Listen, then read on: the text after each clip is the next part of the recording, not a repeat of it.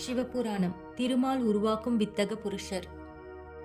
பூதகணங்கள் கூறியவற்றிலிருந்து முப்புறத்தை ஆளும் அசுரர்களை அழிப்பதற்கான முறையானது திருமாலால் அறிய முடிந்தது.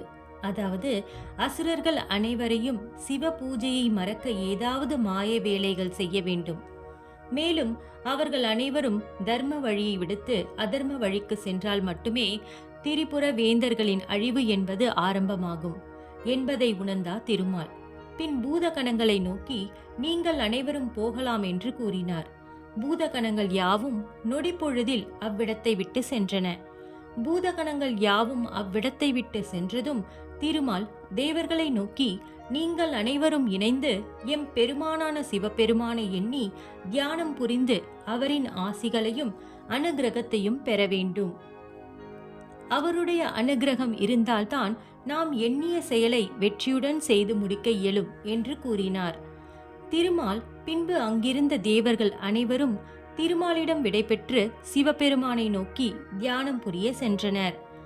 பின்பு திருமால் தனியாக தியான நிலையில் அமர்ந்தார். அவ்வேளையில் அவரிடத்தில் இருந்து மாயக் கலைகளில் வல்லவராக விளங்கக்கூடிய வித்தகனை உலக மக்களின் நன்மையை எண்ணி உருவாக்கினார்.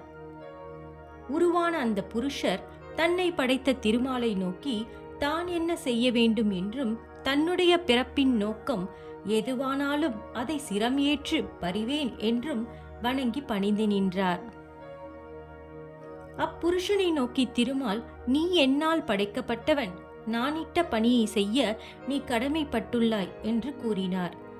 திருமால் அந்த புருஷரிடம், வேதங்கள் யாவும் பொய்யோ, இவ்வுலகில் சொர்க்க நரகங்கள் என்று எதுவும் இல்லை, இவையாவும் மெய்யென்று போன்ற சாஸ்திரங்களை என்னிடம் கற்று தேர்ந்து அதை இவ்வுலகம் முழுவதும் விரிவுபடுத்தும் சக்தியையும் என்னிடமே பெற்று பலவிதமான மாயக்கலைகளை என்னிடத்தில் இருந்து பயின்று தேர்வு பெறுவாய்.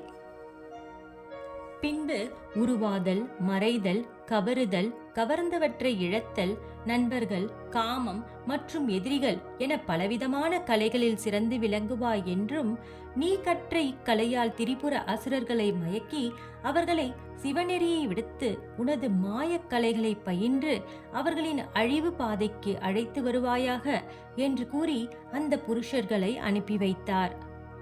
திரிபுர அசுரர்களுக்கு நீ கற்றுணர்ந்த இந்த சாஸ்திரத்தை கற்பித்த பின்பு பூவுலகிற்கு சென்று கலியுகம் காலம் தொடங்கும் வரையிலிருந்து கலியுகம் தொடங்கிய பின்பு உன்னுடைய சிஷ்யர்களுக்கும் பிற சிஷ்யர்களுக்கும் இந்த சாஸ்திரத்தை ஓதுவித்து இச்சாஸ்திரத்தை விரிவடை செய்வாய் என்று கூறினார்.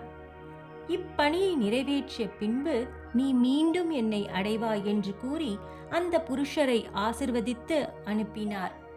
மாயக்கலையில் வித்தகனான அப்புருஷன் 4 சிஷ்யர்களை படைத்து அவர்களுக்கும் இக்கலையை பயிற்றுவித்து பண்டிதர்களாக்கிய பின்பு திருமாலை சந்திக்க சென்றனர்.